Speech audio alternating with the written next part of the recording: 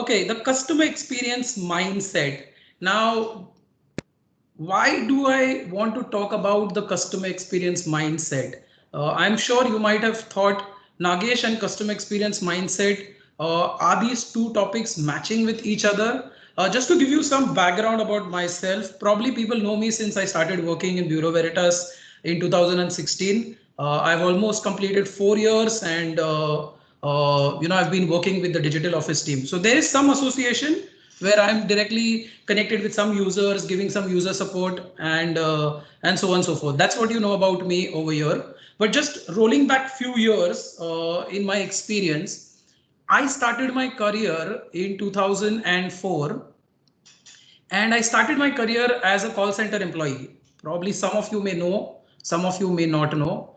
This was for a call center for mobile customers based in the UK. So I started taking calls, and that's my association with customer service and customer experience. Two topics, yes, service and experience are a little relative to each other, but distinctive in its own form. So for the 11 and a half years with the company, I was all talking to the customers. I had different roles. I was promoted as a team coach, then a team leader, then an assistant manager. I was doing project management, change management in my old profile. But at all times, I was working for a customer service industry. And you can draw the parallel now. When I moved into Bureau Veritas, that's where I came over here, and I was associated with digital office. Yes, it was prima facie customer experience management. So just a little bit of background to connect myself to the topic. And I'm sure I don't need to explain what a customer is. Of course, we'll talk about experience, but what a customer is does not need any explanation. We are customers at some point of time. Okay, and when we are in the customer shoe, we all expect an amazing service. I think that's just an expectation. You just expect an amazing service always. But this broad level of being a customer, okay, needs to be understood as well. What is a customer? Is it just the person who is buying a product or buying some service and just making a financial transaction with you? Is he the only customer? Yes, he is the customer, but there are other aspects of being a customer. Now, I'm just going to give you an example of what I'm trying to convey. Let's assume that, okay, I'm just going to talk about my working daily working. I get an email from a user saying there is some technical problem that he has and he needs some assistance. Okay, he is the customer for me. Of course, I have to provide the relevant service. I know I have a dependency on Jyoti and her team to help me out for this particular resolution of the issue. For Jyoti, I become the customer. Okay. Now Jyoti's team has identified, yes, it's a very simple thing, but she needs someone at the database level to make the relevant change. For Suraj or Avinash, Jyoti is the customer. Suraj or Avinash says, oh, I can just do it in few seconds, but I need the latest software updated on my laptop, and for which I need Vinod Yadav's help. For Vinod, Suraj and Avinash becomes the customer. Everyone's interrelated in the transaction. And relatively, everyone's also interchanging the customer role. And I'll tell you how. Let's imagine Jyoti prepares a new product and she says, okay, I've prepared it, but I think there should be training that is required. Jyoti comes to me in a different capacity and says, Nagesh, this product is finalized. We need to train our people. For Jyoti, okay, or Jyoti is my customer then. We have interchanged our roles.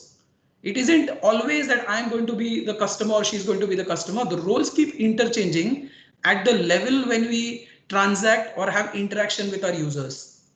Okay, now that's the concept of customers. So I think it's very easy and understandable.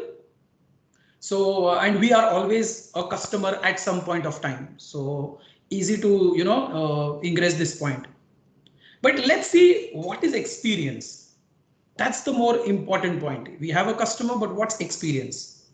Now let's put ourselves in the customer's shoe. We all expect amazing service. Now just try to ponder upon this thought that if you are going to plan a vacation for yourself, and let's say you're planning a vacation, you've bought airline ticket, you're going abroad, you've bought an economy class ticket. But if this was to happen to you when you're traveling with your family, a free upgrade to business class, irrespective of the airlines, it's going to be, wow, this airline is the best in class. You were a customer, they have just given you an enjoyable experience. Okay, this would be for travelers, and for most of you or for all of us, cashbacks are really attractive. When there is a cashback, my phone always looks old. When there's a cashback on new phone, I always think, okay, let's get rid of this one, and I go for the next one. With the cashback offers being so exclusive, Vivo and Oppo looks better than Apple sometimes. Yeah, that's probably what experience can do. 3 months of Netflix subscription for free with your mobile phone plan. I know some of the providers are giving this. Now you don't care if Vodafone is giving you network. At least it's giving you Netflix, which was more important in the last 5 months while we were at home. Network was still okay. We were anyways chatting on our Teams or calling each other on WhatsApp. Now what's happened? A service is now giving you an amazing experience. Okay? But is it just the free stuff or add-ons that make customers happy and loyal? While I can agree to it in a way where for a temporary purpose, yes, these things do help. Okay, these things add value to the customer experience. Of course, it doesn't mean that this is the only thing that all companies should start doing. There's a business to run as well. So we have to make sure that everything falls into place. Now, these things temporarily do help the customer, but just imagine, what if I've got a free upgrade to business class, I'm now boarding the flight, the seat which I take, the recliner isn't working, and the in-flight entertainment is not working. What happens now? Okay, so it's not the free stuff. It's momentarily giving you the pleasure, but that experience is short-lived. It needs to be, provided to customers at every interaction. Now you may all ask, so what makes a customer happy? While I know people may have contrary views saying customers cannot be ever made happy, and customers are always going to leave one company and go to someone else. Yes, that is happening. We live in the real world. However, can we make efforts to make the customers happy? Yes, that in the real world is really required. So let's look at, I'm not a guru in this topic, but what I'm going to talk about is what do I feel about how do we make the experience better for customers, or in my let's say 16 years of experience working with many people, sharing my experiences, what I have actually identified is, if you really want to make a customer happy, develop a customer first culture. Very easy to say and very easy to put it on the slide as well.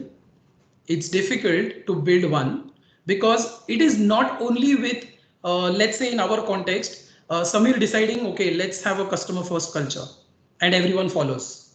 Probably can be done, but or it is not always the other way around, where all managers are telling Samir, or all employees of MNOSSC are telling Samir, let's build a customer first culture. It is, yes, at two levels, one at individual level and one at a group level. The minute every individual thinks customer first, this is my duty, it doesn't really matter who the customer is at the other end. I need to think of, if he's come to me for some support, how can I make the experience enjoyable? That can be at any level.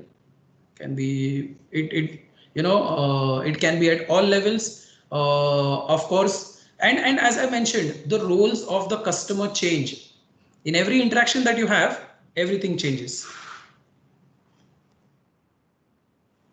Is it possible to have a customer first culture?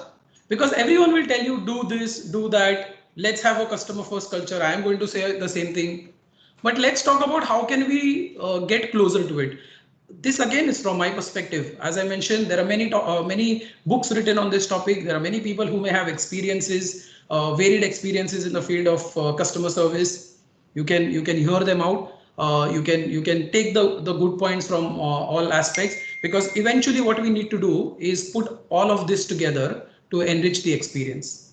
But to have a customer first culture, I thought it will be easy to have some pointers which at least gives us a perspective of how do we achieve it, how do we do it. So as per what the reading that I do or the studies that I do, I thought these 4 points were easy to relate. These 4 points were easy to inculcate in yourself, and then it drives you into the direction where you want to go. The 4 points for me were: be relevant. What I mean by be relevant is, let's give the customer what he wants when he wants. The COVID vaccine is the most relevant at this time. 2 years back, if someone would have made it, people would have ridiculed him.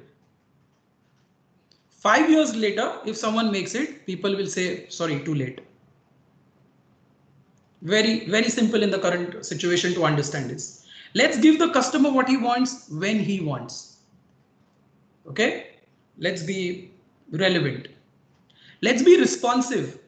The customer does want something. Let's be responsive, because then only we are going to have the experience that the customer is really looking for. If we put a deaf ear to what the customer wants, I'm sure I don't need to explain what will happen next. The customer won't be a customer anymore if we are not responsive to what they want. Be reliable. Very, very important. If the customer believes in a service or a product, he's actually paying for that transaction as well. Okay. And I also mentioned that in some ways, when you are a customer, you're not always doing a financial transaction, but you are looking for reliability from the service provider or from the product or from the person that you're working with or dealing with as a customer. If you are not reliable, I think we cannot achieve the experience that we want to achieve.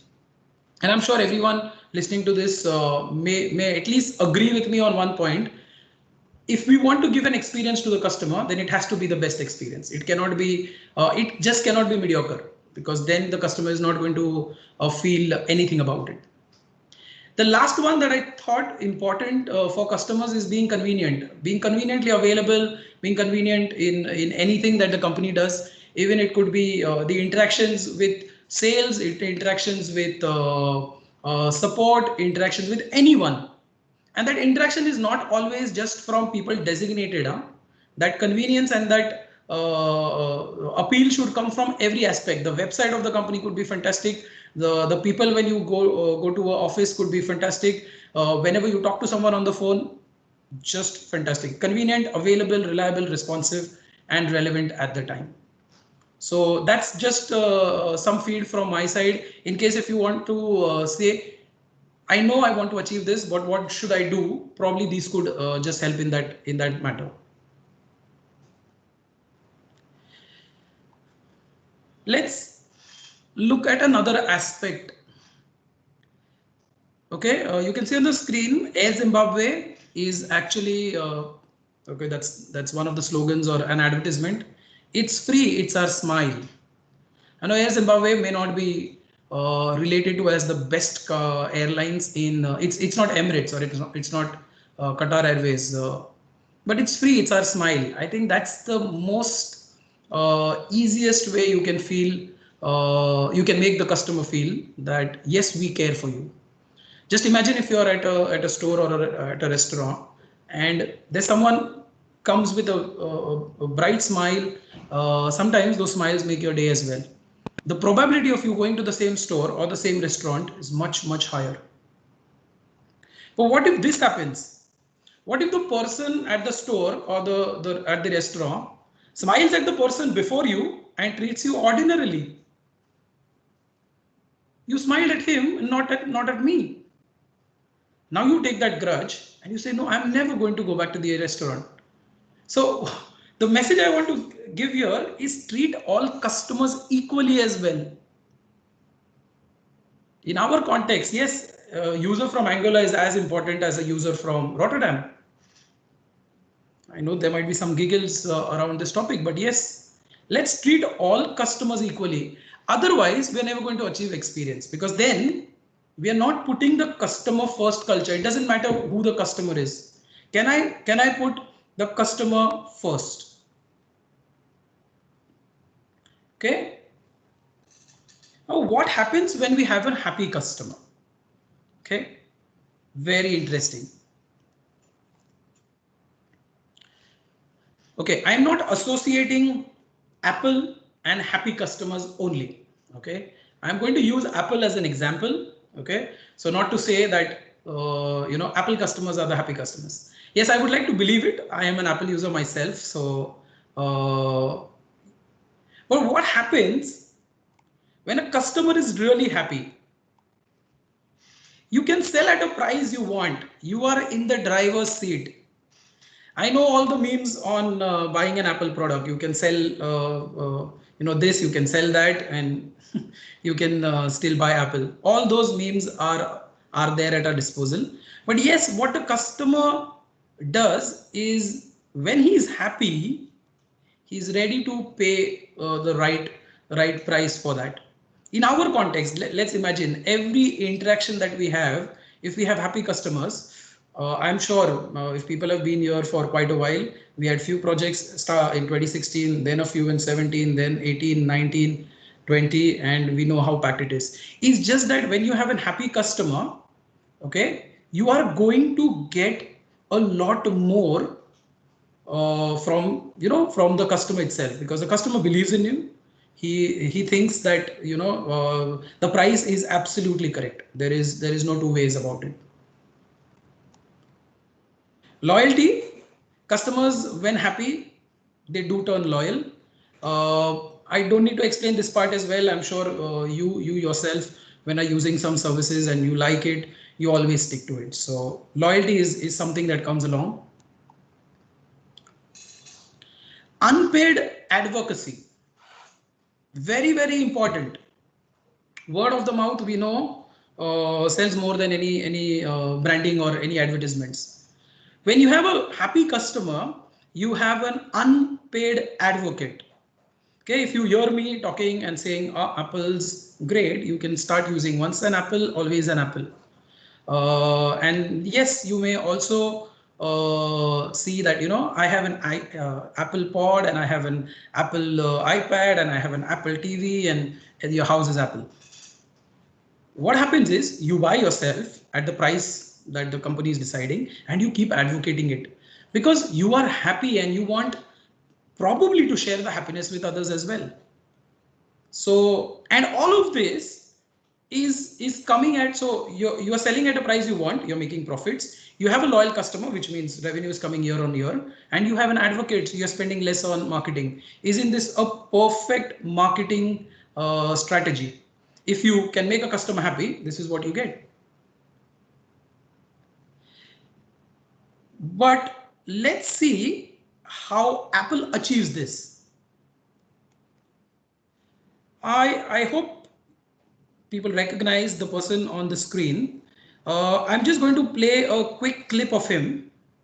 Okay, I'll just play it for maybe a couple of seconds first so that you can confirm back to me if you can hear the audio, and then we'll play the full one. And was the audio fine for most of you? Yeah. Yes. Okay. Yes. So let's listen into Mr. Jobs. Yeah. One of the things I've always found is that you've got to start with the customer experience and work backwards to the technology. You can't start with the technology and try to figure out where you're going to try to sell it. And I've made this mistake probably more than anybody else in this room. And I've got the scar tissue to prove it. And I know that it's the case. And as we have tried to come up with a strategy and a vision for Apple, it started with what incredible benefits can we give to the customer? Where can we take the customer? Not starting with, let's sit down with the engineers and figure out what awesome technology we have, and then how are we going to market that? And I think that's the right path to take. Okay, so I'm just going to leave it at that. You heard the story of Apple. You hear what it can do to a business strategy, and you hear it straight from Steve Jobs. It's not always the technology. It's more relevant to us because we all say we are IT, we are all technology, but eventually it is the customer. So with that, thanks for watching or hearing me out for the last 20-25 minutes. This is what I wanted to convey in terms of what customer experience really is.